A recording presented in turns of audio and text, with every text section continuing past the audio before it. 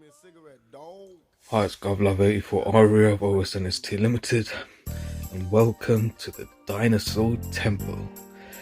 Yeah, I want to testify. I'm going to testify for 10 minutes. Got some things I just want to get off my chest, and I want to testify about relationships. I've been single for 17 years. 17 years, 36 years old, and I've been single for 17 years, a long time. Due to psychological problems, I'm sure a lot of people have gathered, I'm an odd bud. I suffer from paranoid schizophrenia, depression, and anxiety, so I just want to share some experiences, something that I think is important to share, and you'll work out why. Now, in 2006, I recorded a song at the studio, a rap song, and it was called Ghetto Chicks. And in it I said, girl, let's get to the point. You've got a man, and I don't mean to sound rude, but there's only one thing I want from you. Basically being cocky, being rude and obnoxious. But at the time I thought it was the coolest and most player, rudest. I thought it was cool to record lyrics like that back then. But why would I say that? It was based on my younger years, because when I recorded that song in 2006, I was about 21 years old. It was based when I was about 15 years old, 16 years old, 17, 18, when I was younger. And I'm going to just get to the point. I used to steal people's girlfriends. As simple as that. Well, not necessarily steal them. I used to charm them, knowing they had boyfriends, because I used to see it as a challenge. Why do we do this? Because gangster rap. Before I started listening to gangster rap, I used to listen to a lot of Jodeci and R&B, soul music, and pop music, and you could say I was quite romantic. I really used to think you have to care for girls and be romantic and things like that. But the moment you become a teenager and start having the rebellious streak, and you start listening to gangster rap, you start losing all respect for women, and you start behaving how gangster rap teaches you how to treat or disregards women. So yeah, I made that song just because I thought it was cool. And so, yeah, so the main reason I recorded songs and lyrics like that, because I thought it was the in thing, and I was copying other American rappers that I grew up listening to, and thought that's how you grab people's attention as an MC, as a rapper. And so that was in 2006 I recorded the song, and it was based when I was younger, when I used to steal people's girlfriends, and I used to think it was cool. But there's a downside to that. I may have been so charismatic, and I was very handsome when I was younger, and I had so much charisma, and I had like a contagious personality, and I was very popular when I was younger. But there's another side to stealing people's girlfriend. Even as a teenager, you might think it's just puppy love, 14 years old, what harm can that do? There's very tragic stories where boys have committed suicide at the age of 14 because they've become jilted, because their girlfriends dumped them, because they were cheating on them with a friend of theirs or someone else, another boy, or just cheating on them at the age of 14. There are cases where, you know, tragically some teenagers have ended their life because they've become jilted. And if you are responsible for thinking you're a player, going around sowing your seed, going on a conquest to get all the girls, and you are responsible for taking another teenager's girlfriend, and, you know, doing what you do as teenagers, and it results in him finding out, becoming depressed, and he ends his life, that's a sin. You've contributed to someone's suicide, and that's a sin. That's that's not cool. That's not, I'm the biggest player now. In God's court, that would be considered a sin that could have been avoided. Even if it's a 14-year-old boy and girl in high school, it's a grave sin. So that was when I was 14, 15, 16, 17, stealing other people's girlfriends or girls that boys had crushes on for a very long time, then I came and just swiped the girl, and it can really make someone develop mental health problems and psychologically damage them, where they become depressed and have confidence issues and things like that.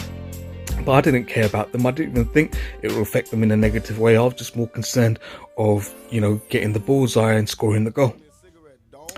So that's when I was like in my mid-teens. And when I got into my late teens, 18, 19, I used to, I cheated on girls I loved. I'm not going to lie about it. I was in love with more than one girl at the same time. People say, how? Wanker. But I loved women when I was younger, and I just loved as much women as possible. But the thing is, when you cheat on your partner who you have agreed to have a commitment with, imagine I was married. Imagine I was 25 or 30 and I had a wife and I cheated on her.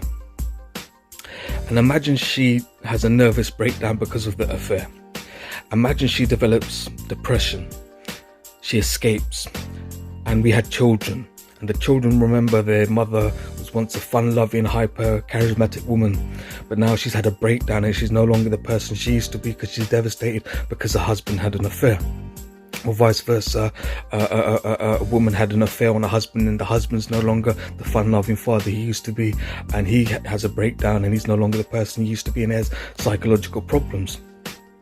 You might think, oh, I'm a player, I get all the women, but that's psychologically damaging someone mentally, and that leads to lifelong mental health problems. And some partners, some women whose husbands have cheated on them, some women have committed suicide, and some husbands who've been cheated on by their wives have committed suicide. So it's not like a championship who can get the most women or sleep with the most women. It can really damage someone who was, so convinced they had a monogamous, commitment, faithful relationship. So it's not something to be proud of. It's not something to brag about, because on the other end, you might think, I'll get all the women in the town, or you sowing your seed, and not paying any mind to the devastation, the trail of devastation you're leaving behind you. But you need to be mindful of that, because that bad karma, will come and bite you on the fucking ass later on in life. Because when you're younger, you just gangster right, think, I want side chicks, I want all the girls, I'm a player.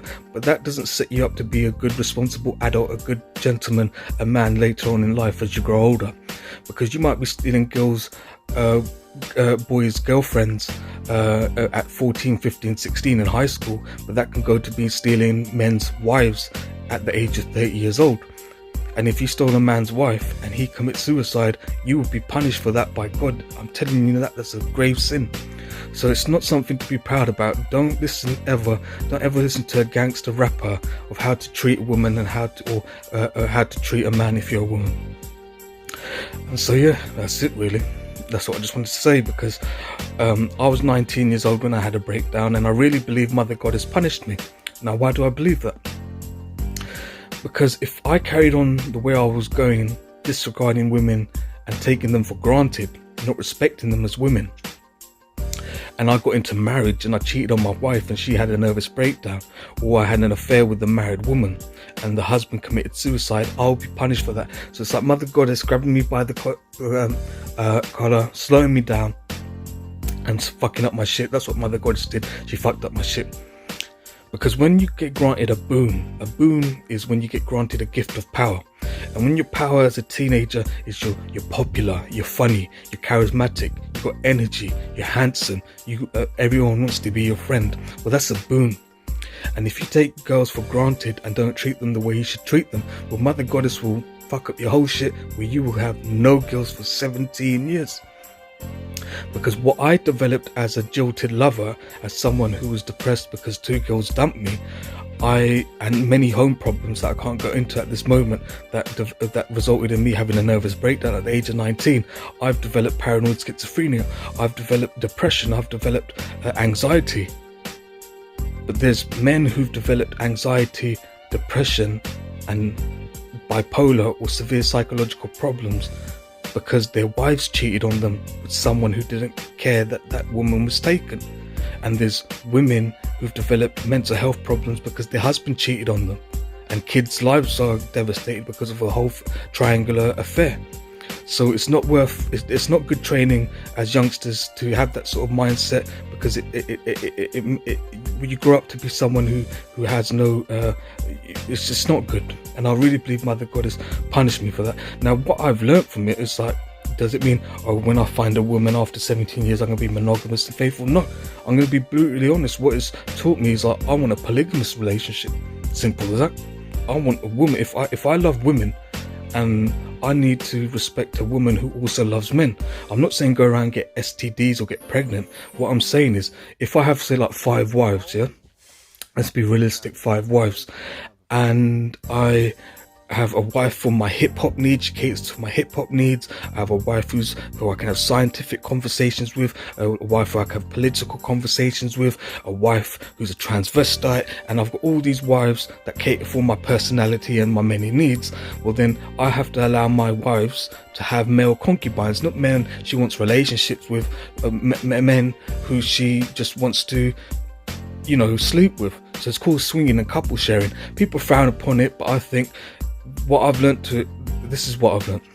As a man, if you meet a woman who wants a monogamous relationship, commitment, faithful, one-to-one relationship, don't lie to her or mislead her and say you want monogamous relationship as well, when you really just want to say what she wants to hear, to sleep with her. Then you leave her, because that can leave her psychologically damaged. And women, same goes for you. Don't mislead men how you care for them, how you want to be with them, when you're really interested in playing the field. If you want to date men and find what your likes and dislikes are, you have to let that person know you just want to date around, you don't want commitment. So that's what basically I wanted to say. I really believe it's about growing up. Yeah, so that's it really. Yeah, so about the transvestite bit, what can you say, lad? You know what I mean, lad? Yeah, so just behave and be happy.